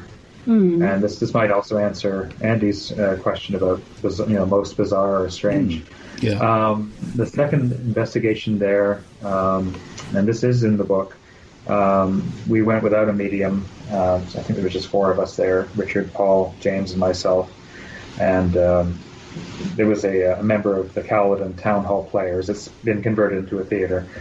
She was in a green room doing homework of some kind. We didn't see her for most of the night. Anyway, it was toward the end of the night, and I was sitting on the apron of the stage performing a spirit box session. The guys were in the house seats watching me, and I looked up and caught Richard's eyes, and his eyes were widening, and I thought, oh crap, there's something going on behind me, isn't there?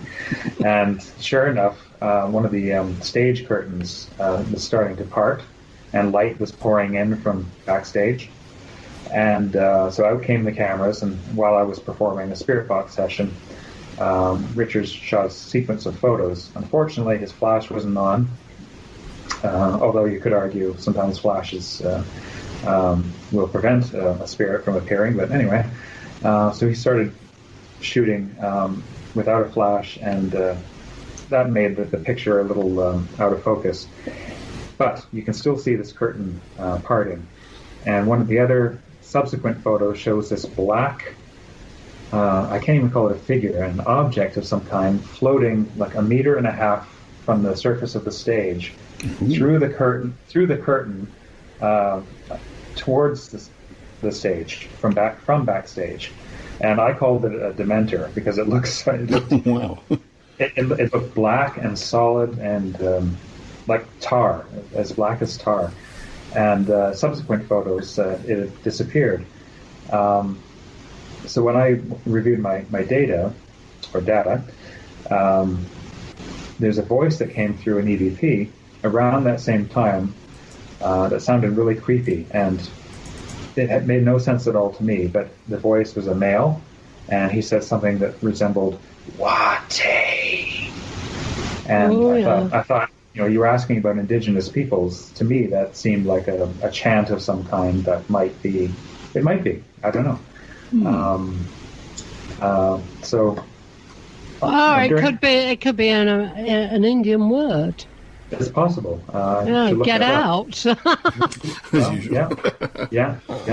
I mean, we have recorded. We did an investigation, a few visits to a native reserve here in Ontario, in a library. But it's right smack dab in the middle of this Six Nations reserve or reservation. Oh, wow. And so we picked up a male saying something we couldn't make out, and Richard brought it to the head librarian, who's a doctor, and her degree is in Aboriginal or Indigenous languages. And she listened to it, this EVP, and she said, "Oh, that's a Ojibwe. He's saying hello." Oh, wow. Yeah. So that was really something.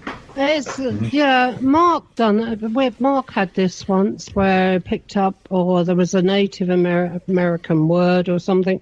Mm-hmm. He got in touch with a local Native American, and they recognized what the word was and told him, I can't remember what the word was now, but they told him what the word was and one thing or another. And I think this person actually came from the same tribe that this spirit would have come from.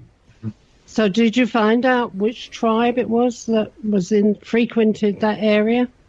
Well, Ojibwe was the language spoken by this gentleman, and that was definitely one of the tribes who roamed the area at one time, and may still. I'm not sure about that, but that was a fascinating EVP. Sure. So it's not just English or French over here. It's we do have a smattering of other languages. We even have a photograph unfortunately, it's in that same small hamlet that we got the barn boy that we call. There was a private business who had heard about our adventures in the cottage, and they knew the owner, and she said, well, can you have them come down and check out my business, because we have electrical things going on, the radio keeps turning on and off, etc., etc. So we said sure, and in the basement of this private business, Paul took an incredible photo, and Paul, again, we think he has some sort of psychic ability, he just doesn't know about it, because he just knows when to capture these photos. But he took a picture of the back of Richard and James, so their backs are to the camera as they're looking at James's camera. Yeah. And around them in this basement, this flecks of gold light, just sort of peppering the air. And subsequent visits, they never showed up again. It's usually the first visit we get the most activity. I don't know if you've experienced that. And my guess is that it's because we've arrived and surprised whoever's there, and they don't know what to do with themselves, so they kind of... They're curious about you, just as curious about you as what you are with them. And then after you come the second time, they're bored. They know all about you. Right. Oh, well. Yeah, or they avoid us, yeah. But this photo is incredible, and we hope to publish it someday. Between Richard and James, immediately in between them, is a cinder block post holding up the ceiling. But what looks like a woman, we've got a 3/4 image of a woman dressed in a house coat or a robe, looking straight at the camera. 1/4 of her face sort of fades away and dissipates. But on Richard's left cheek, there's what looks like an indigenous man's face. It looks like it's projected there. It's so bizarre. Yeah. So this is another incredible photo, and I like to play with these photos in Photoshop when I get them. So I brought it to work, put them in, and I turned the photo, I converted it to black and white. And what was incredible, I think, was that the face on Richard's cheek disappeared, and a third face showed up between the woman and Richard's cheek. Yeah. He was not in the color. He was not in the color spectrum. So that's incredible to me. The lights you were talking about, the flecks of gold and everything, people talk about them. They call them spirit lights. Mm-hmm. Yeah, they look like wisps of mist. Yeah. I've actually found the photograph you're talking about with the gap in the curtain behind. Send it to me, Andy. It's in the book. It's in the Haunted Town Halls. Oh. Page 210. I'm looking at it now. Is it? Okay. Yeah, Old Caledon Township Hall, second investigation. That's the one you were talking about, isn't it, Peter? Yes, it is, yeah. Yep, I found it here. It's interesting. You can see something has pulled the curtain to one side, and it does. I mean, there's a close-up you've got that it's a little blurred because obviously the flash doesn't go off, but the actual area where the light is coming through the gap is even more blurred, as if you maybe caught some motion there as well. Yeah. The second, the close-up is where that thing is protruding from. It's sort of like an L-shaped thing turned on its side. That's the best way I can describe it. Yeah, well, I can see what you're talking about. Yeah, absolutely. And it's thick. It has substance. So, but yet nobody saw it with the naked eye. So odd, yeah, it's definitely odd, definitely. So that's page 210, you say? Yes, exactly. And then 211's got go out and buy the book, people. Yes, we are. Haunted Town Hall, page 210. Mm-hmm. And then you'll be able to keep up with us. Okay, yeah. I believe it will be available in Britain, physical copies. I think I was on the Book Depository website. And yes. They're good, they are. It was either that or another local store, and they said something online saying that copies should be available January the 31st. Is it on Amazon? It is. Amazon.ca, the Canadian version. I don't know why the Americans haven't caught up yet. But, have you? Well, no, Amazon do strange things. I'll check it out, see if it's on our one, and let you know. We'll say Amazon do strange things. Some books are available only in certain countries for some weird reason, because Amazon's like international. But yeah, occasionally books I've tried to order is like US store only. It's like, well, why on earth's that the case? But if it's through Book Depository, then you should be able to get it again through Amazon, Book Depository, or Book Depository directly. Not advertising. I'm just saying that is the easiest way for anyone in the UK to get hold of the book would be from the Book Depository website or via Amazon. I like them. Yeah, they're not bad. They they're fast. That's one thing I like about them. They do get to you pretty fast. And shipping is free internationally. That's right. Yeah. Well, I love me books. I love to read. I'm a heavy reader. Yeah, same here. So I'm working on my fourth at the moment, which is going slowly. So is there anything else you wanted to? What are the future plans for your group, and where have you got to go that you've not been yet that you're looking forward to? Well, it's been a little quiet since the book was released. Winter time here is usually quiet anyway, and we don't get out to very many jobs because of the weather. And if we commit, chances are the Saturday that we come out will be a snowstorm. And the team. Our team is sort of spread out all over the Greater Toronto area, so getting everybody together can be a bit of a chore. So we usually hold off until the weather improves. And when it does, I'm hoping to approach a heritage committee and try to get into a location. I can't divulge yet, but if I can get into here, it will be the beginning of I hope will be an even bigger book as far as importance goes. I think it'll be an internationally recognized home, and So, but I don't want to jinx it by saying too much. Oh God, no! Don't say anything. That's the last thing you want to do.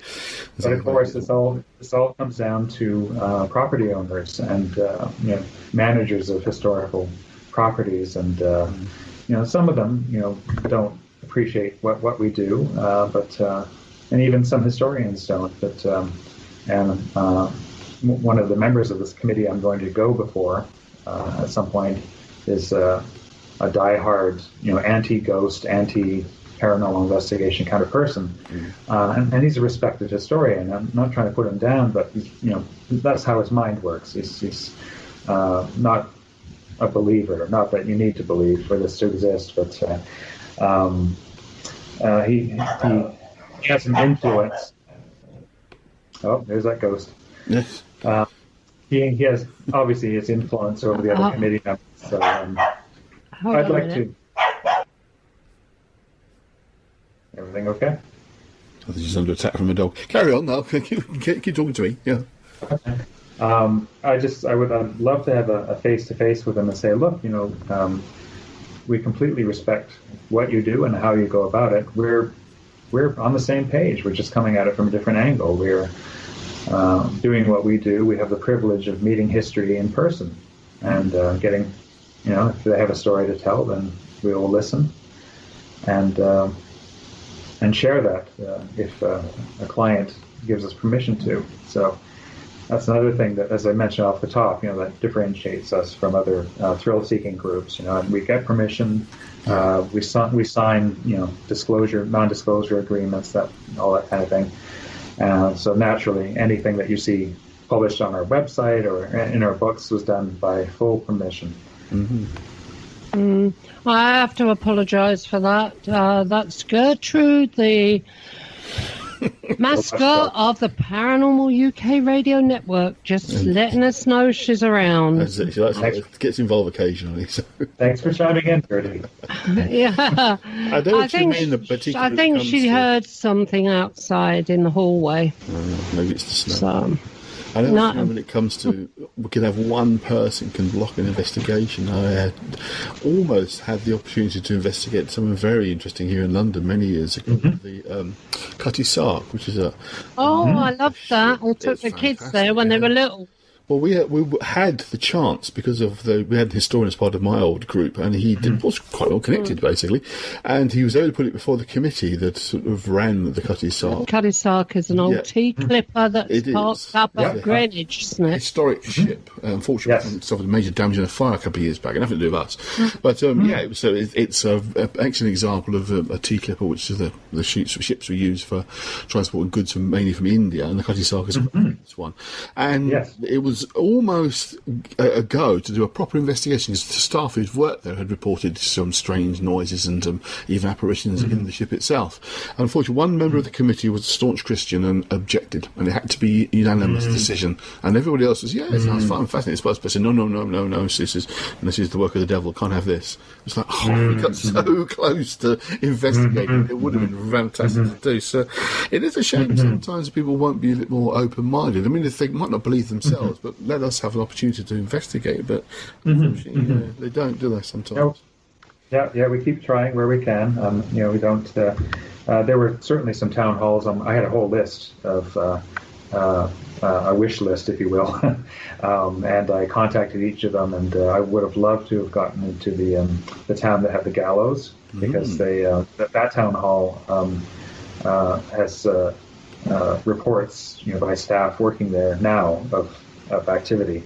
Now another group did go in there, but they paid to get in there. They paid for security, and so that was the only way that we could get in there, and we don't do that. We're, as I say, we're volunteer based, and all of our money is out of pocket. So we're already paying for batteries and gas and for petrol and food and whatnot, and so we just don't have that kind of a budget.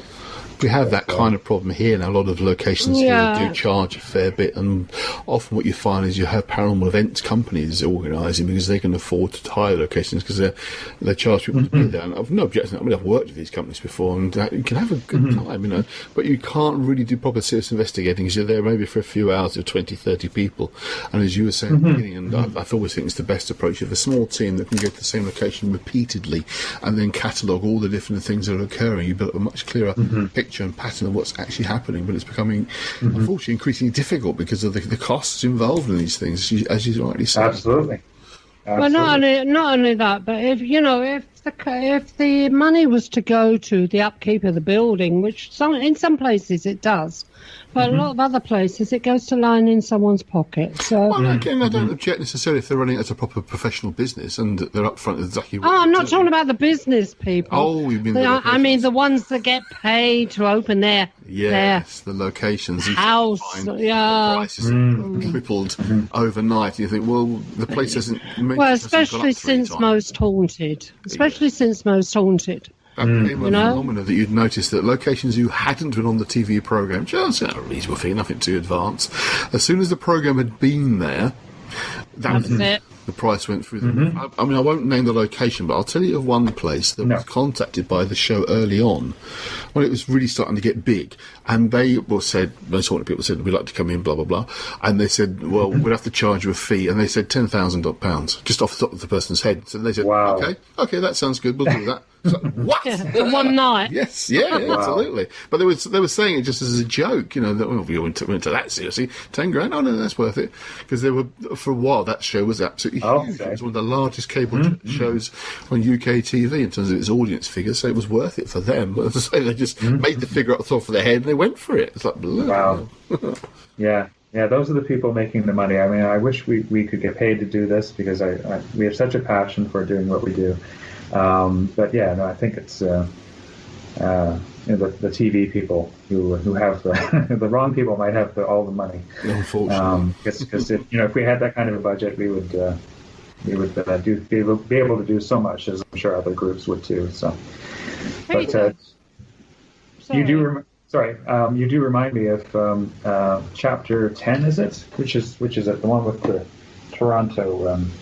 Yes, chapter 10, Toronto City Hall. That was the one location that we only got into once, but that was because of the bureaucracy and whatnot, and having to pay for security by the hour. We couldn't do it, but as you'll read in the book, instead of getting to do a formal investigation where we can control the environment as best as we could, we left it to a gentleman who was giving a Halloween tour after hours, and he invited us, and so we thought, okay, if that's the only way we'll be able to get in, let's do it. And we came away with some, yeah, exactly. And we were still the first team to do it, and we came away with some evidence that, or suggestions of evidence that the guests, the paying guests who attended that tour, I think they were satisfied, and yes. I came away saying, thank God something happened, because we just look like these instrument flailing fools. Yes. Anyway, Peter, in your index, it goes from chapter 9 to chapter 11. My index? Oh, are you going to point it? Are you going to point out a typo? Yeah, it looks like it on the index. I can't see chapter 10. It goes from chapter 9, Orangeville Town Hall, to chapter 11, Orange Town Hall. Oh, you're looking at the PDF, are you? Yeah. Oh, I hope they that's a bit strange, because the version I'm looking at has got chapter 10 clearly on it. But on the book itself? Yeah. As long as it's on the book itself. No, in the index. The main thing. The contents page. Mine shows it as well. Oh, no, I'm looking at it and I'm this not is the one you sure. sent me. Yeah. Irene, you sent me this. Crazy. This house is crazy tonight. For some reason, I'm not meant to know about chapter 10. Okay. All right. She's woken up and changed the reality. What I want, she's down by my legs, actually. She's after a biscuit. I had to keep her quiet by giving her biscuits. What I was going to say, what I wanted to know is, do you ever get calls from members of the public that are having problems in their homes? Yes, we do.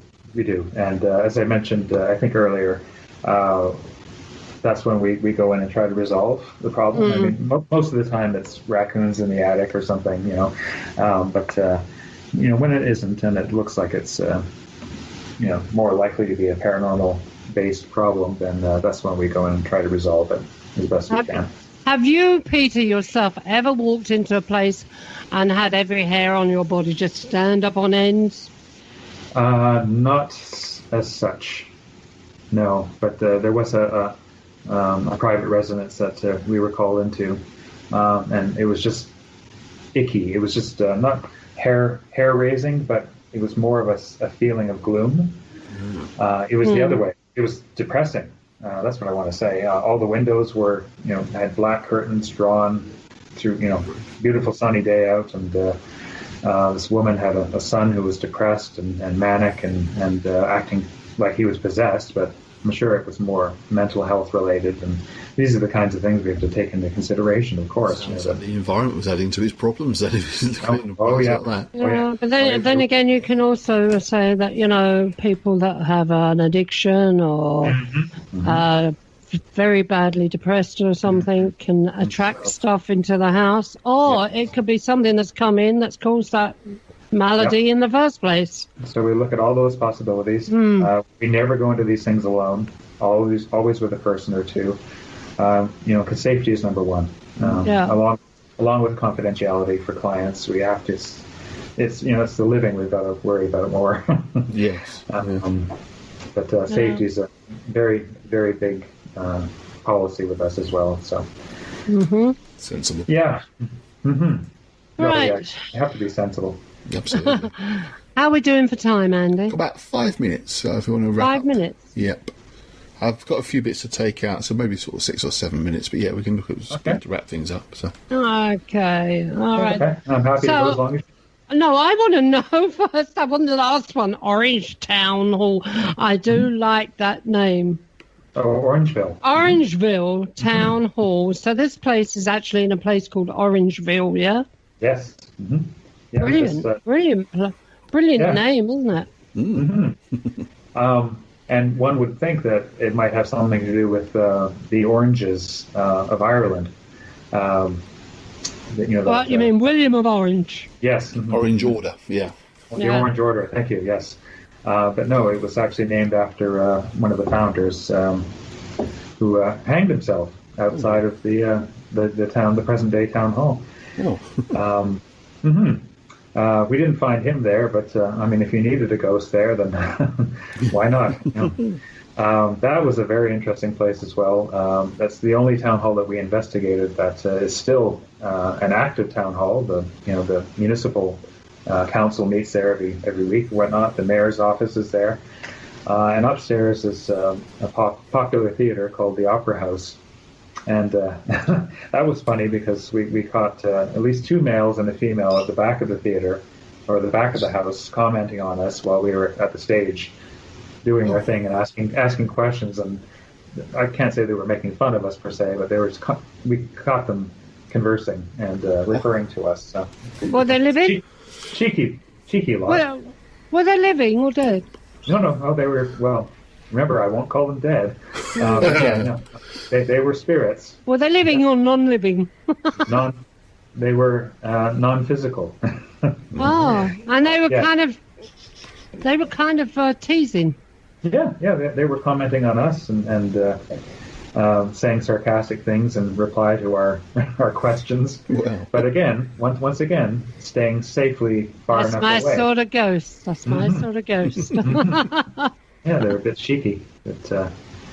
Yeah. No. I mean, this whole, if you haven't gathered by now, I love doing this kind of thing. We all do.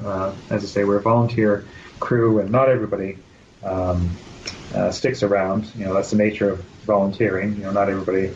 They come and go, and they get what they get out of doing what we do, and move on. But so Richard and his brother Paul are the original members of the group, and as I say, I came on 9 years ago. We're going into our 40th anniversary this year. Wow. So it's a banner year, if you will, a milestone. Yeah. And so we hope to have updates on our website very, very shortly. And if you've been to our website, you see it hasn't been updated for a couple of years while there was a transition going on. But we will be back and post some 40th anniversary material. So cool. We can be reached at www.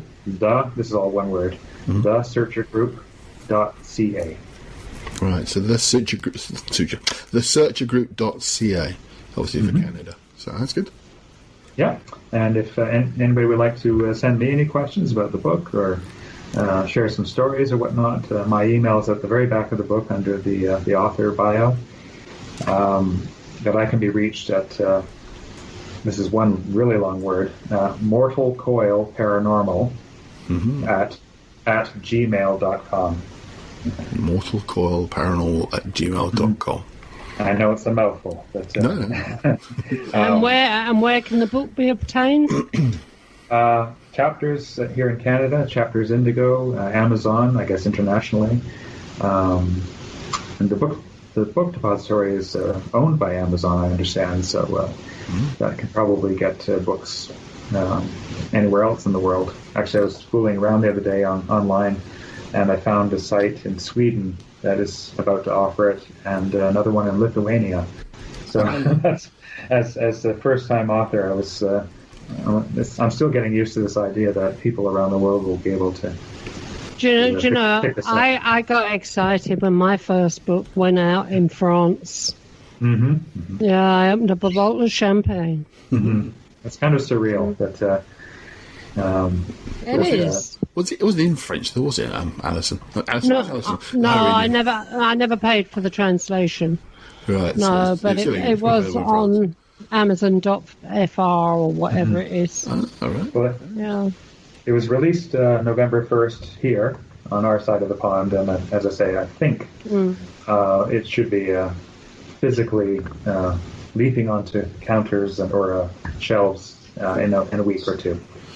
It's appearing on the UK version of Amazon, but at the moment it says unavailable. But it is listed on there, but not listed as available at the moment. So hopefully that will change fairly soon. They clearly borrowed your biography. It's about the author. It reads the same as the back of the book does. So, yes. So it will definitely be available at some point soon, but not currently available. Well, hopefully So that's a good sign. So for people that are trying to keep up with this, it's Haunted Town Halls by Peter Roe.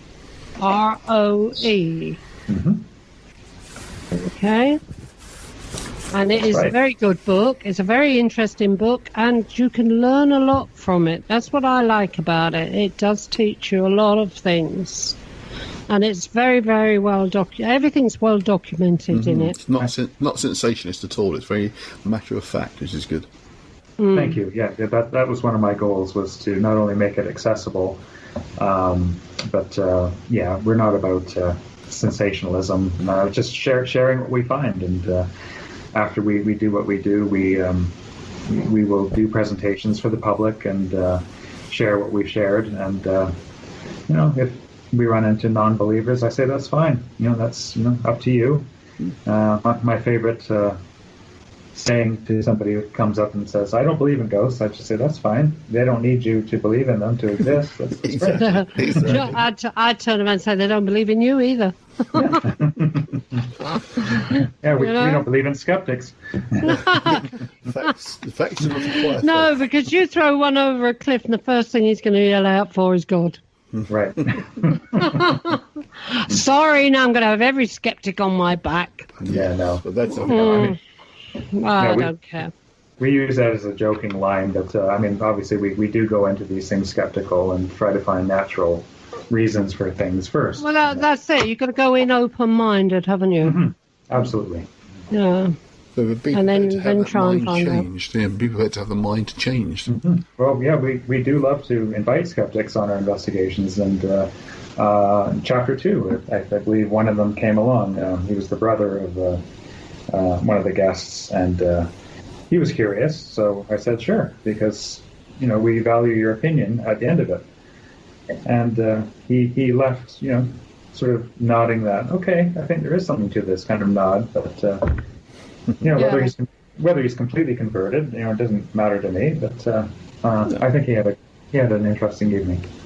I think that's the thing, is that you have to accept that, try and see evidence that fits you. I mean, not necessarily convince anybody else, but that's for them to find for themselves. I don't think you can produce sort of fully verified empirical evidence to convince everybody. I think it's just if you are satisfied in yourself that what you've seen is a phenomenon, then that's all you can really ask for. Yeah, absolutely. Okay, and Peter, if you're next in the UK, look me up.